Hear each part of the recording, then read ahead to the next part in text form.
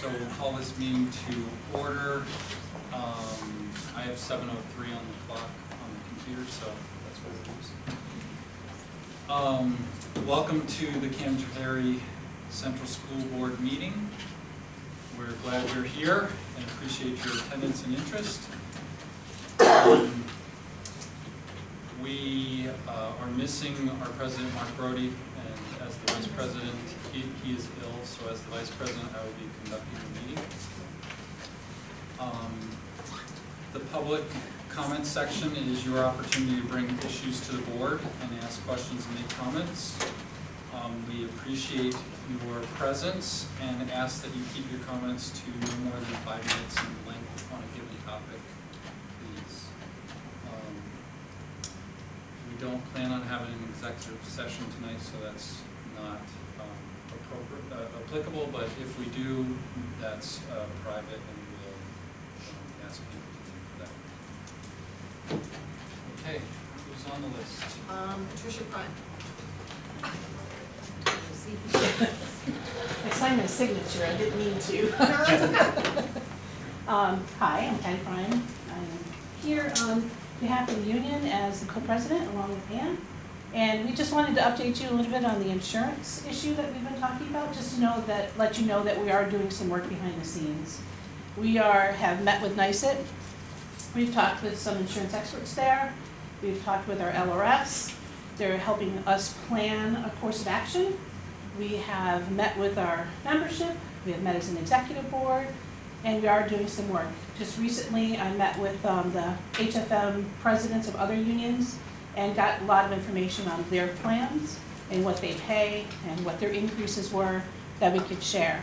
We're just asking that you have some patience with us until we get back to you, and hopefully that the Health Insurance Committee could actually do a lot of the work and that legwork of looking at brokers and things like that to bring it. Instead of going around to the membership, we just let the Health Insurance Committee work. We did that both with when we went to New York 44 and we did that when we did the Medicare, and I thought that really did a good job. We brought in a lot of different brokers ourselves.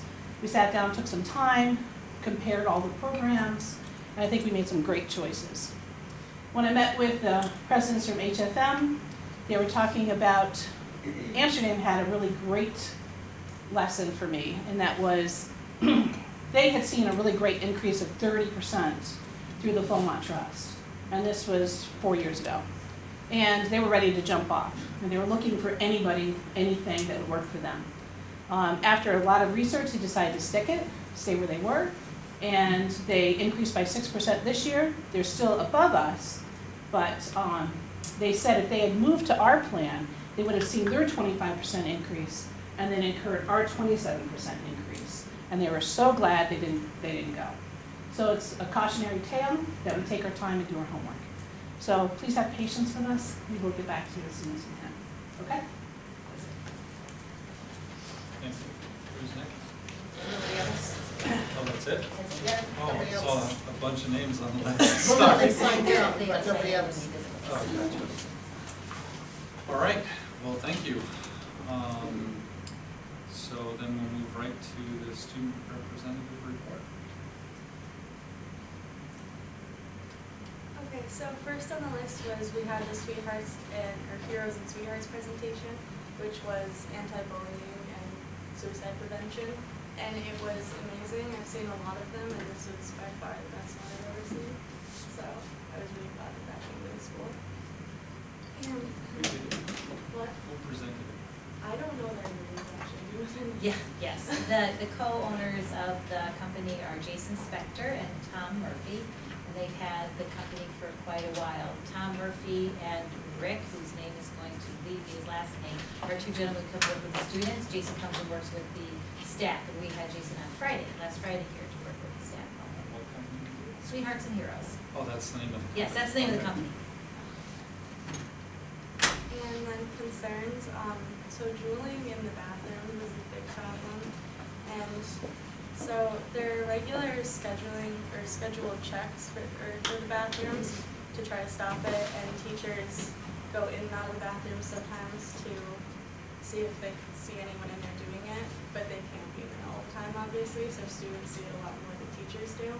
So because people don't want to tattle on their friends and stuff like that, we are thinking about putting up like an anonymous tip line so you can tell someone that someone's doing it and when, so that that can be stopped because it's disturbing. And so students arriving late to school need a pass that participate in the sport, because if they're later than 15 minutes, they won't be able to participate. And some people like have to go to things like funerals, or their car is not in good shape or something, and there's just misconception between the students and teachers that if you don't have doctor's note, no matter what, you can't participate, but in reality, you just need to talk to someone in the office. So I will tell students that, so they understand that. And pre-signed passes are, students are saying it's difficult to get them without being late to class or disturbing another class, but that is probably just the result of them not planning ahead of time. So in principal's cabinet, we're gonna brainstorm some ideas on how to increase like people planning ahead to get passes to go to the classes they need to go to.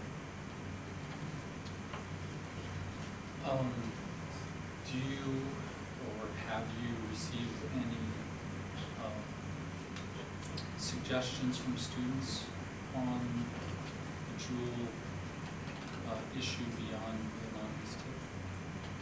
Not really, because it's sad to say, but the majority are the people drooling instead of the people trying to stop the drooling. So it's only a few that want to stop it. So we'll have to talk to teachers to try to figure that out. Is it a big problem in the school? I would say so. In most schools, it's not just us.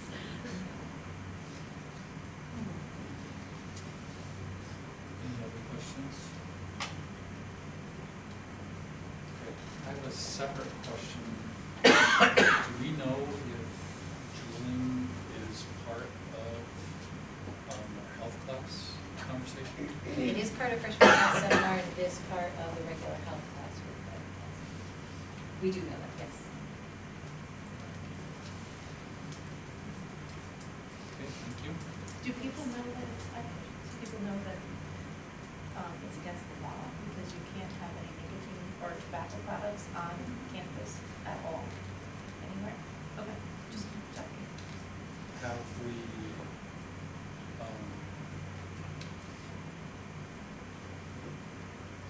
what discipline actions have we taken for those that have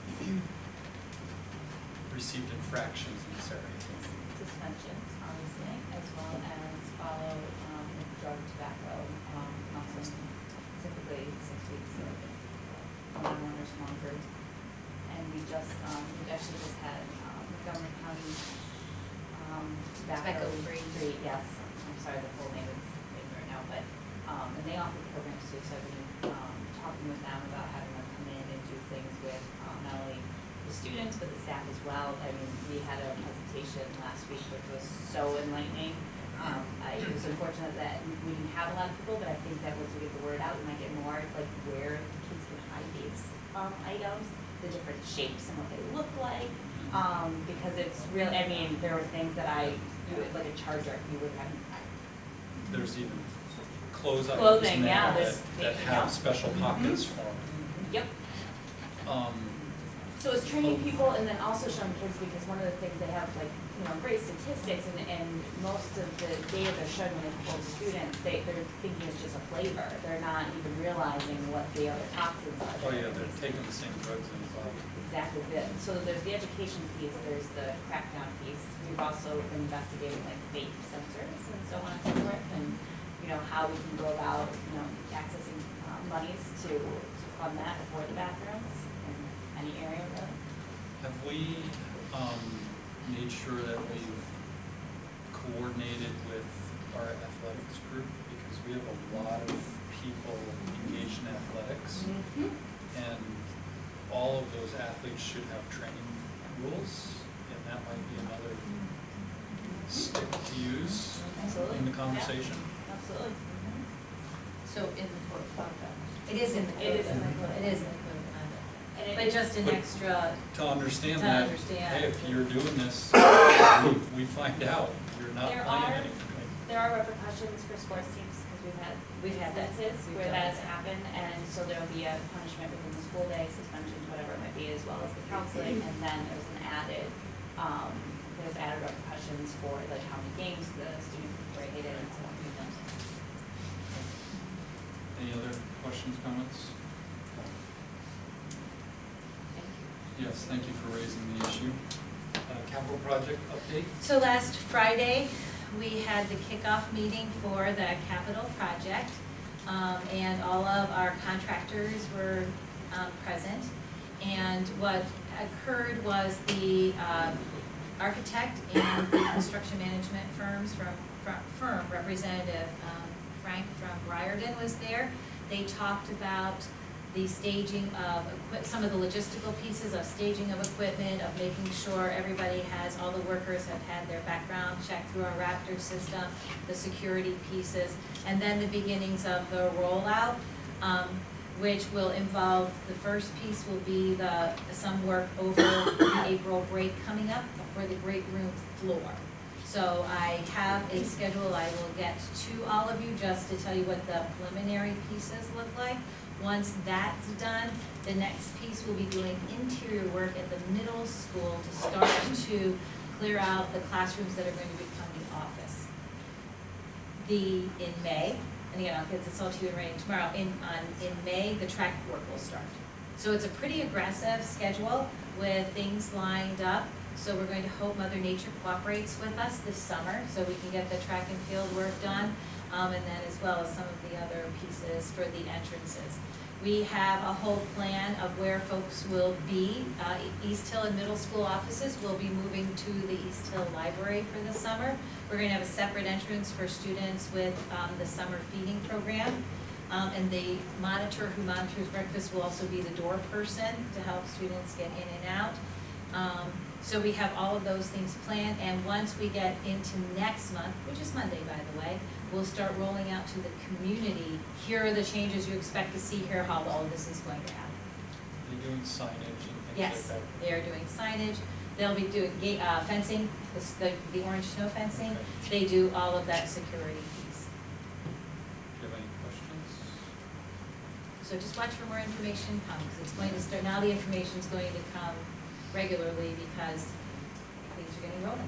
As a part of the security, Mhm. is everyone that's on site going to be badged? Yes. And is that going to be a different looking badge so that we know that they're a contractor? They're all gonna go through the Raptor system first of all for a check. Then they would either wear our stick-on badge, or if they have their own company badge, they have to wear that in a displayed place. It would either be, it may not be hanging around their neck because of the work they do, but very often my understanding is they'll put them on their hard helmets. So the badge, what we had suggested and said was the badge has to be visible.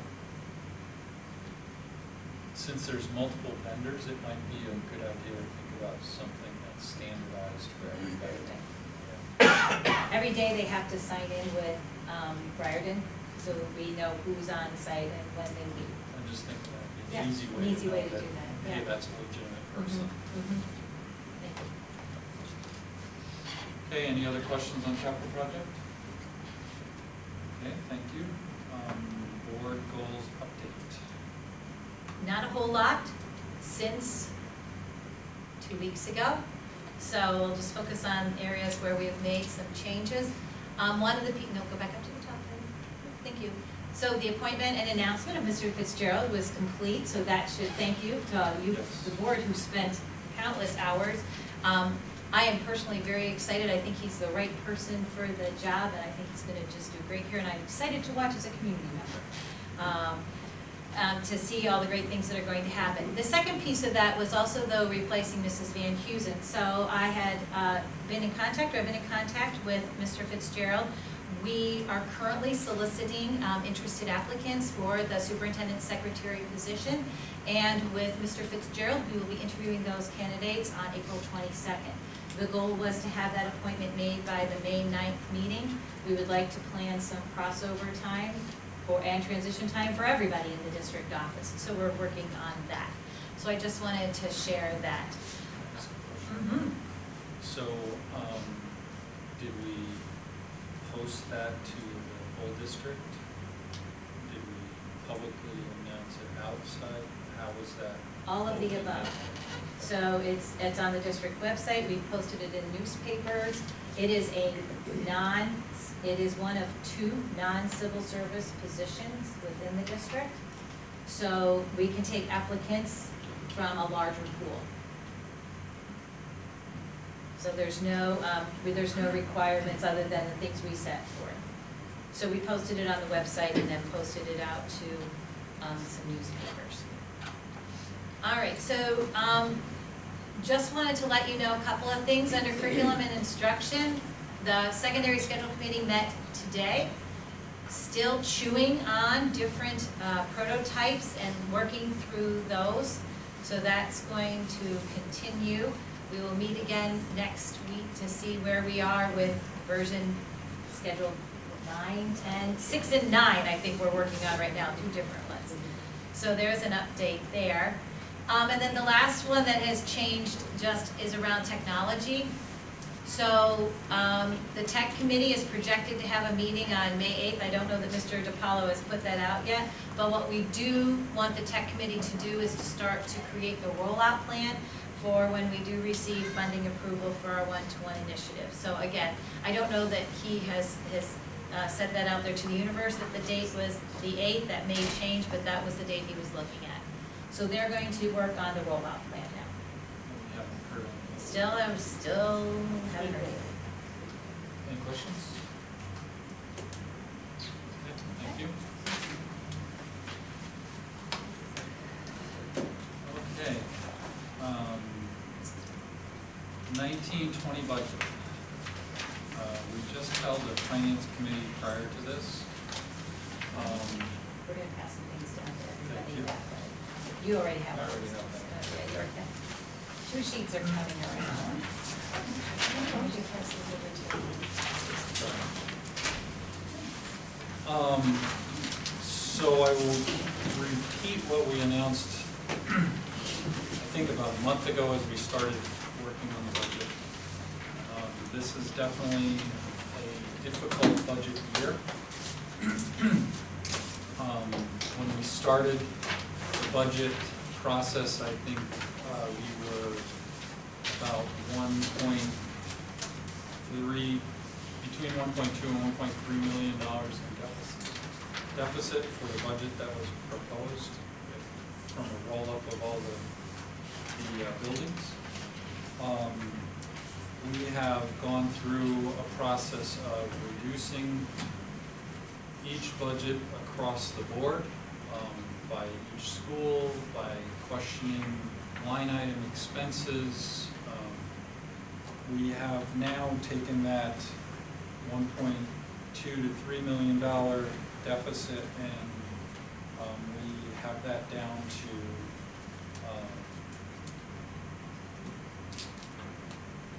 a number that, depending on the tax increase that we look at, between 820,000 and 920,000, which sounds really nice, but what we did is that's good improvement. But what we did tonight is not only reviewed all of the changes we've made, but we also started to project out what this looks like by looking at what it will do for our fund balance and what fund balance winds up getting used through the process, etc.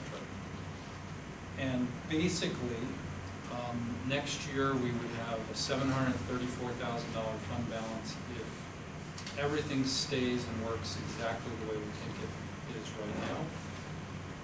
And if the budget from year to year is flat, that would mean next year's budget will work.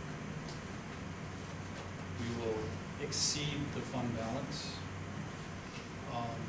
So that's not a tenable situation for us. So we are looking at alternatives still. And we don't have a solution to resolve that at this point.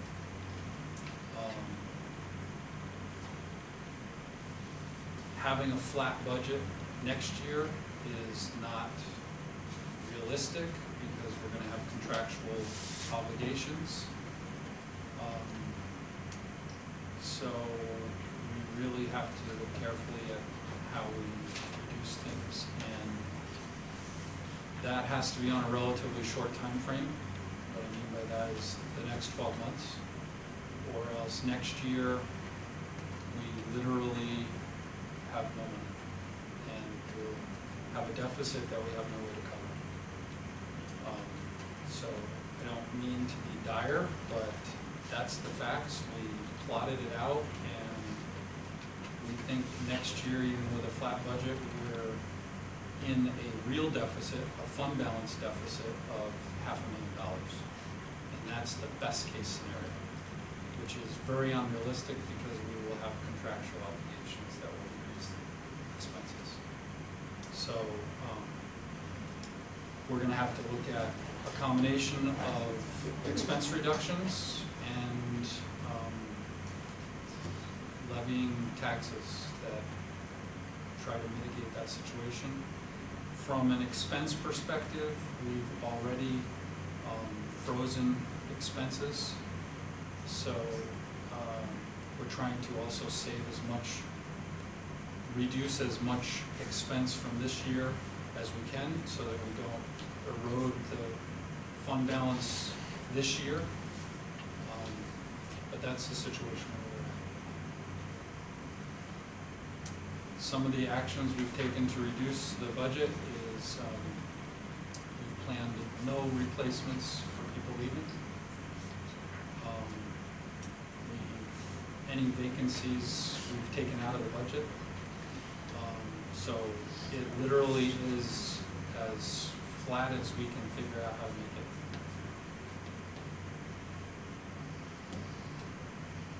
Any questions? That was my last hour. We did have dinner tonight, which was a That was yeah, that was the one good thing. Right, so what we've put up on the screen, which you have on your short, on the small sheet, it's part of the public domain, is just what we've done and our plan right now to try and initially reduce the budget. So, again, while we certainly would make next year work, it's the year after that's the problem. And as I've been telling folks, we don't think of budgets just 1 year, we're thinking budgets 2 and 3 years out, and that's how we plan for things. The large sheet that you have is the budget summary. So I'd like Leah just to kind of give an overview of this. We call it the big sheet, but it's the big summary sheet. Those of you who have been on the board a while know that this is our big sheet. So I just would like to ask Leah to share a little bit about where we are and what we've done. If you look at the first column, that's the 18-19 budget. And if you look at the second to last column is the 19-20 budget, and then you see the change in the far, the last column. And that's where you will see what all the differences are between the 2 years.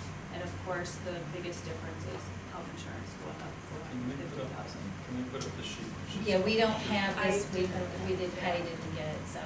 That's right, what we'll do is we'll put it up after the fact, we can put it up tomorrow. I just want to talk to this thing Yep. before we. Sure. So this shows you the reductions that we've already worked through for next year's budget. That's what we've spent the last few weeks working on. I have one question, do you mind? The other salaries, professional support went up, Yep. why did that go up? Coach, that's the contractual obligations for coaches. That's where coaches sit, so when we applied the contractual increase to that line item went up. Sorry, thank you. Yep. So going back to your big sheet, you'll see all the differences in that far column. And what kind of throws it off a little bit is the transfer to capital reserve, which you had for the current year. So it really, it's hard to compare the budget to budget because that number's in there, and of course, we're not doing that again for next year, so it kind of throws it off a little bit. Can I say that? Yeah. So if you look at the last column, it looks like we've cut this down to only $188,000 increase. You have, budget increase. If you look though up 4 lines, you see a negative 801,000. That really needs to be added to the 188,000. So it's basically $1 million uptick on a basis of 22 million. So. But that's the capital reserve fund. Yeah, that's what we had in, the 18-19 budget. That's what we started the capital project with, so of course we don't have that again in next year's budget. So, but it's still in there obviously, so it's hard to compare. You have to Because kind of it's- take that out. Right, to see because the it's showing up as a difference. negative, it's making that look artificially small. On the revenue side, we are currently building the budget on the governor's run. And when I fill in for Mark in the advocacy role here and the agenda item coming up, one of the challenges is that the legislature currently is not in agreement. For the past 4 or 5 years, schools have done well with the legislative budget and have shown an increase from the governor's budget. So then we could make some other adjustments because we had some projected revenue. We're not sure that's going to happen this year. That's another factor. So we're building the budget based on the governor's run because they're not in agreement, and we're not sure there's going to be an on-time April 1st budget. So that's another impact that is different than prior years. Lee, could you just talk a little bit about the lower and the upper level for the tax rate, Yeah. please? On the bottom, under revenues, I put in 3 different scenarios. I have the second column is with a 2% increase, the third column is with 2.5%, and then the fourth column is with 3.5%, which is our max, our tax cap. So then you'll see where the gap is. The highlighted number on the bottom will be the gap, the deficit. So with the highest tax levy, that still leaves us with an $800,000 plus deficit, which next year would leave us in a situation where we don't have enough in the fund balance to cover it.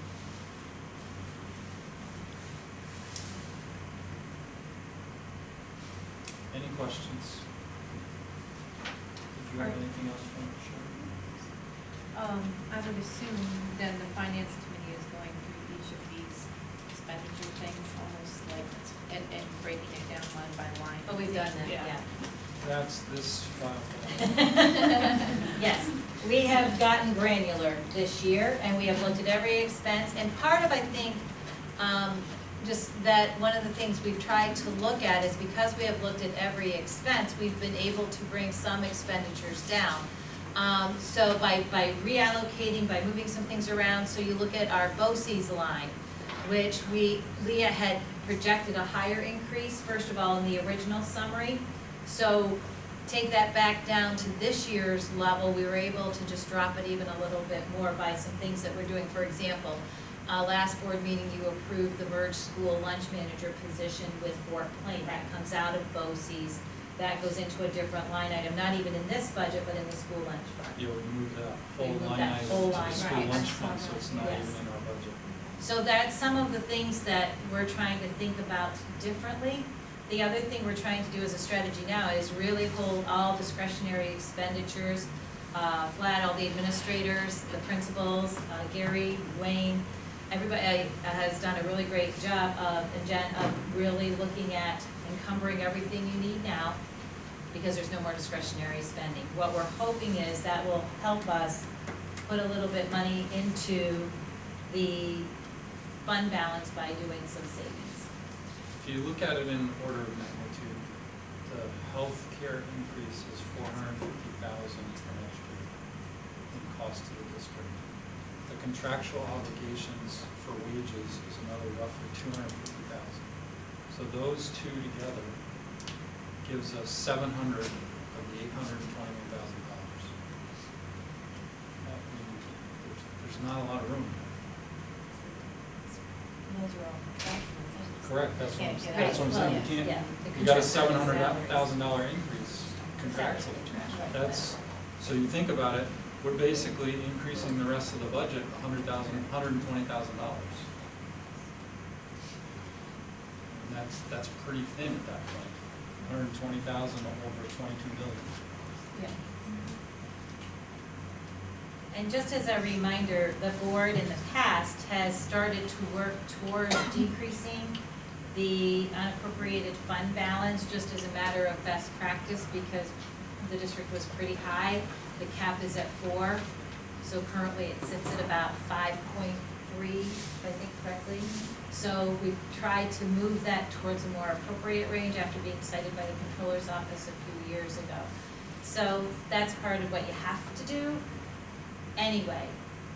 So there's a lot of moving parts in play. I am not sure this is where we are right now. We have a little bit of time to keep working on things. To see if we can get the budget down some more. The real sticky spot for us is next year. It's not 1920, it's 2021. Yep. If we don't make the right decisions over 1920, then 2021 is going to be drastic. I mean, you're talking about probably $1 million plus we'll have to go.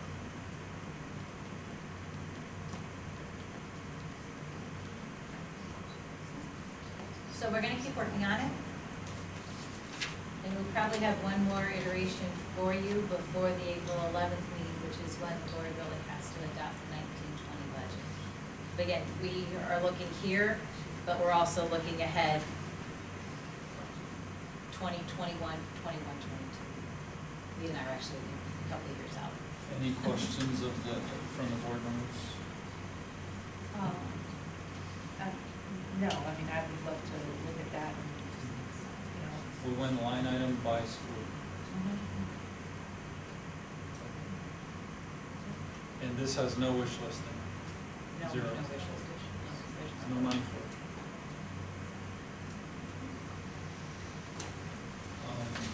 Any questions from the audience, as I know this is a sensitive topic?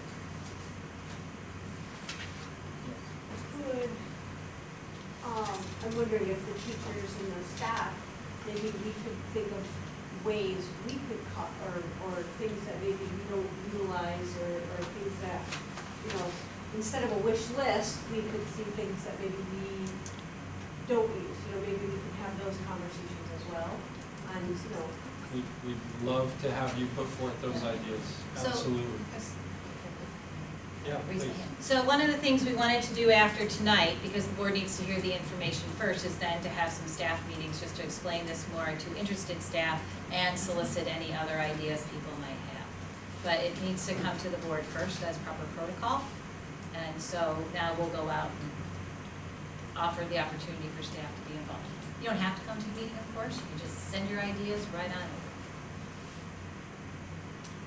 Anything else? Okay, thank you. Sorry, the picture is,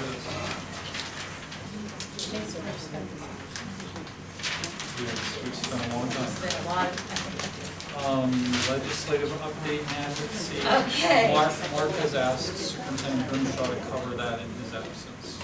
all right.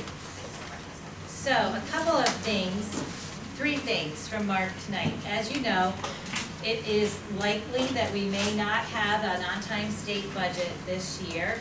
And so both NISBA, which is the School Boards Association, and NISCUS, which is the Council of School Superintendents, has really looked at how might we advocate in this last few moments before the budget on some things around advocacy.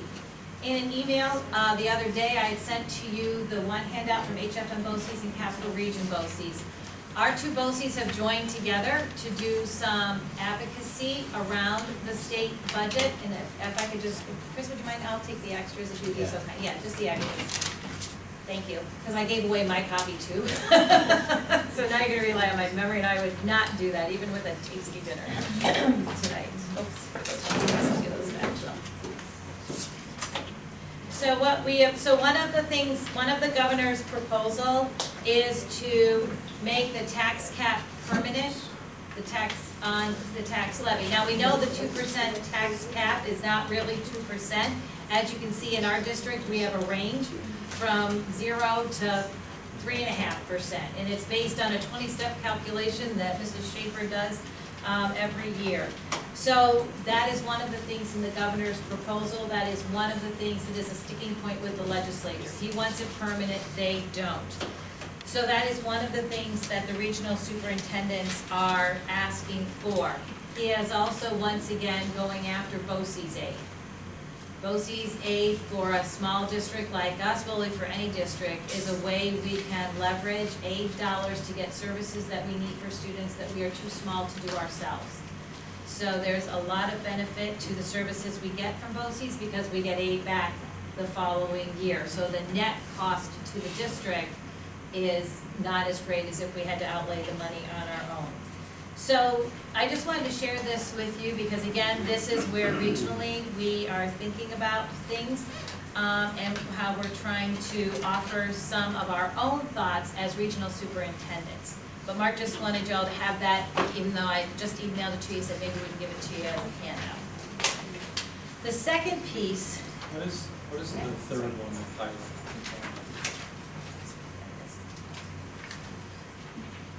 Oh, okay. So, here, Leah, let me give you a copy of that, so you can take a look at that too. So right now, in the calculation for the tax base, in the calculation for the tax cap, there's a tax base growth factor. And the growth factor is if you have shown any economic development in your area. We have been at nothing for ever. Since the tax Since cap the tax started. rate, which is what, 5 or 6 years ago now. We have shown no tax growth. However, what also doesn't show tax growth is if there are things that have a pilot, that pilot amount is not included in the tax growth. Even though it's not tax growth, it's still income growth, it's still economic growth. So that's one of the things they were looking to do. So what do they want to do, add it back? They want to add it back in, they want to add it in, yeah. Because we do have a few pilots in the district. We do, yes. But again, it's not shown in any tax growth factor because it's not a tax, that's why. Okay, so just so you know, Dr. Ziskin over at Fort Plain is leading the charge for our area, so it's nice to have our neighbor to the west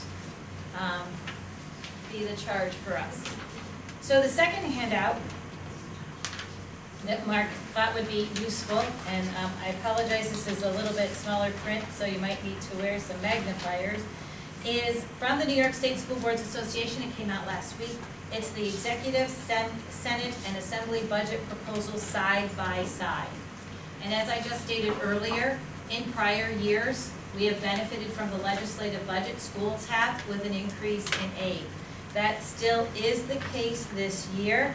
However, again, right now, the legislature and the governor are not in agreement, primarily over the tax cap permanency. So we're not really sure what's going to happen. One of the things that NISBA, NISCUS, and everybody else in the world is really not in favor of and is opposed to is on page 2. It's the school aid redistribution plan. That's something that, again, both the Senate and the Assembly currently reject the proposal. NISBA is strongly opposed to it. However, the governor is looking at has proposed a way to redistribute school aid. That could be challenging to a small district like us, and it could be challenging for us because our aid, some of our aid figures are still based on a census enrollment from 2010. We are not at anywhere near 2010 enrollment figures. So, yeah, so then, unless we were in a So position. that would make our budget worse. Yes, it would. Unless, which is why we are opposed to it, unless there is a safe harmless provision, which currently does not exist in the redistribution piece. So it's really trying to look at aid distribution based on actual population. So that's something we want to pay attention to as well. The rest of it, as we know, on page 3, the APPR review, that law was passed by a revised law by the Senate and the Assembly. We are looking for the governor to sign it.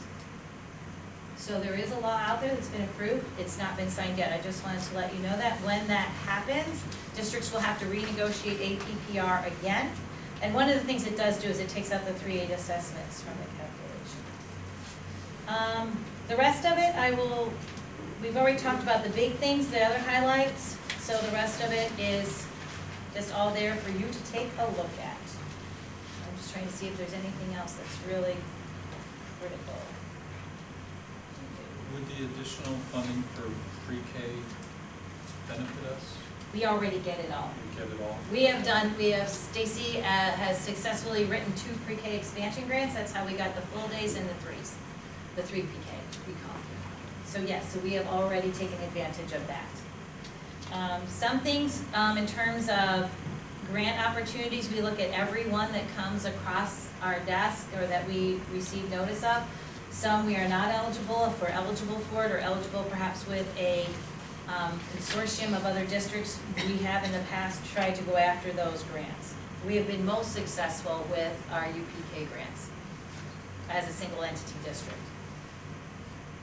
Do you remember how much money we did? Couple of, it's over, we're receiving over $200,000. I can't remember the exact number, but those are renewable grants every year, so once you're in, you're in. Okay.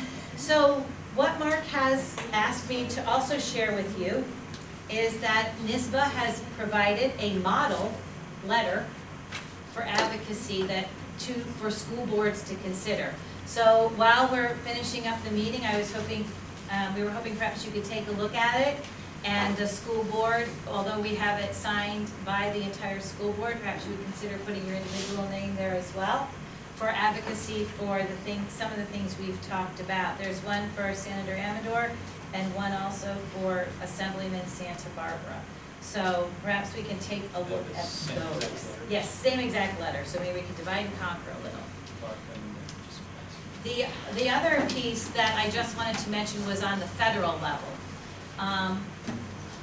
The education department was requested to cut a bunch of money, $1.8 billion. A lot of that, if you may have seen the news, is coming from programs for students with disabilities, which almost had me in my car heading to Washington last night. So we want to pay attention to that. What we think is going to happen is that the monies that we get from the federal government that are flow through, that's our section 611 and 619 grants. Those are IDEA grants, special ed grants, and our title grants all look like they're going to be secure. But I do want to tell you one thing we've done this year, which we didn't mention because I wanted to mention it now during the budget discussion. In the past, we can use our title money to support salaries for some of our staff doing work for students in need of academic or remedial support. We do not include that money in our professional salary line on your big budget sheet. But when you go back to look at your big budget sheet later, yes, down in the lower left-hand corner, we have made a note that we currently spend $425,000 out of our 611 and Title I grants to support staff. That is not, because it's always been money we have felt very secure about, and I still feel secure about it, but you just never know in this climate. If for any reason in the federal budget discussions that money is reduced or somehow goes away, that has an impact right now on the 19-20 budget, including not even waiting for the 2021. So in the future, I think it's a really great idea that that number is always included so you have the true personnel cost for the district. So right now it's $425,000 out of 611 in Title I. So we want to also, if we have a chance to advocate with our U.S. senators and our Congressman Delgado, we want to make sure we do that. Okay? So those were the things that Mark wanted me to share. He also would want me to say, because we've done it before, we haven't had to in a couple of years, but when we were doing big advocacy here around the GEA, we were making visits to the assemblyman's and the senator's office. I'm pretty sure he would want to do that again, so I'm sure as soon as he's well enough, he's going to invite us all to go visit with them and advocate the way we can. And we've done that before.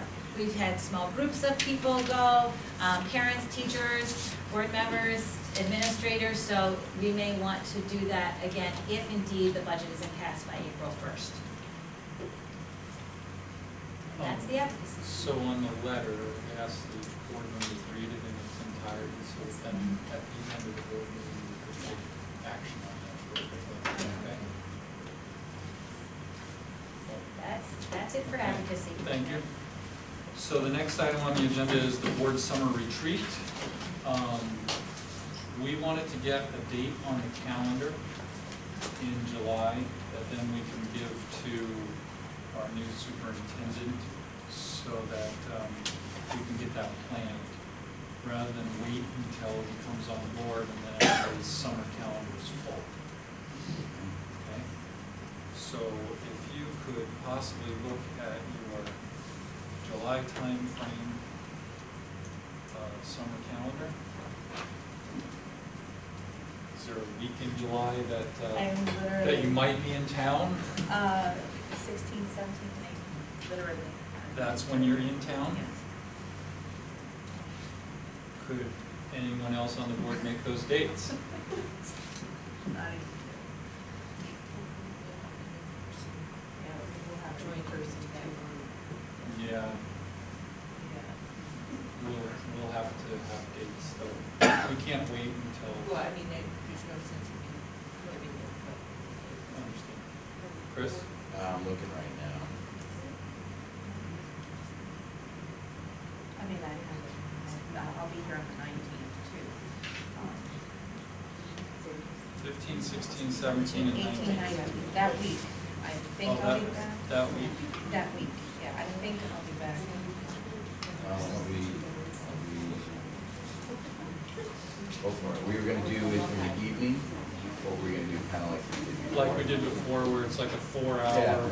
5 to 9 kind of thing? Yeah. Yeah, I think that week right now looks good for me, so I think 15, 16, Okay. 17. Which day of the week would you prefer? I prefer right in the middle of the week. Wednesday? Wednesday or Thursday, yeah. Okay, let's, No, you know what, I'm gonna tell you right now, Mark can't do it on 15, 16, 17, he could do it on the 18th. okay, I just, he goes on fishing here, so. okay. So, let's see if we can arrange that date.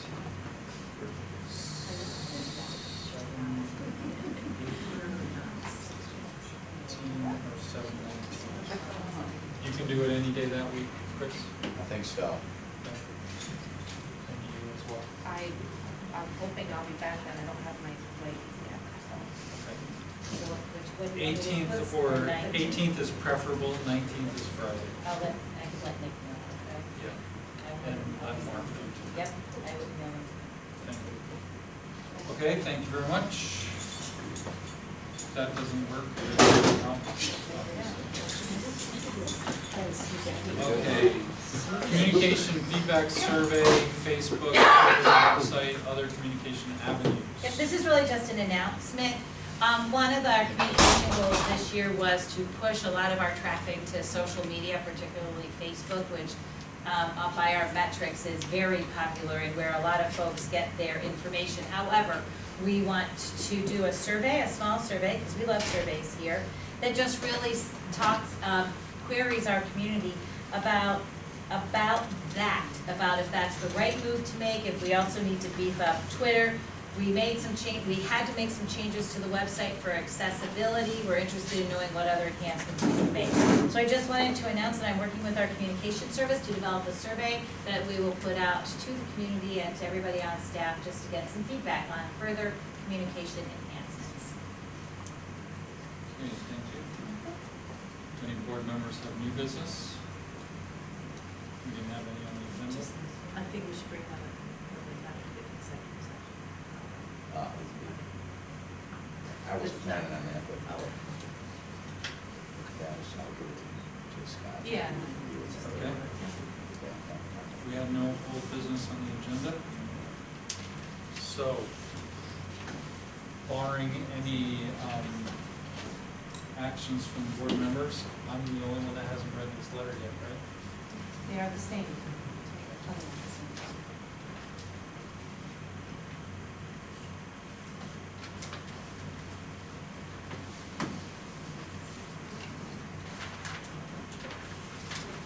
Did we have our attorney look at this?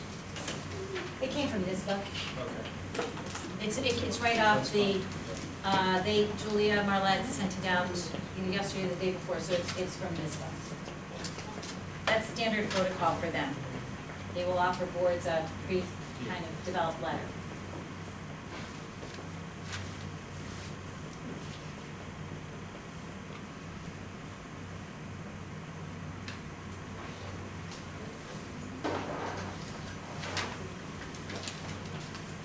Okay, everyone's read this? Yes. I would entertain a motion that we adopt this letter as a board and sign it. And then make that motion. Yep. Okay. Any further discussion? We should do that if we can. Okay. Like if we, that means we can write more letters, whatever. Visits, whatever. Any other discussion? Nope. All right, all those in favor? Aye. That's unanimous. So we'll sign these individually at the end of the meeting. Okay, so with that, we would entertain a motion to adjourn. Okay, thank you very much. All right. Thank you for your attendance. Would you like to sign it? If you like to. Your student rep, you can sign if you like. Okay. Sorry. Well, it was And we started like. well, Martha, we were laying a bunch of numbers for, thank you.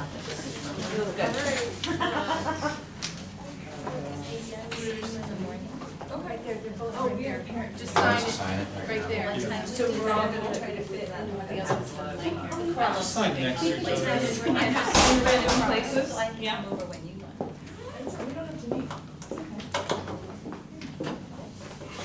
Oh, yeah. I was gonna pass that in order. Can I grab you just for a second? I'm sorry. Or you could offer up the board. Okay. It's now, Is it We're not leaving now? until 3:30. Oh, no, no, just. Jenny.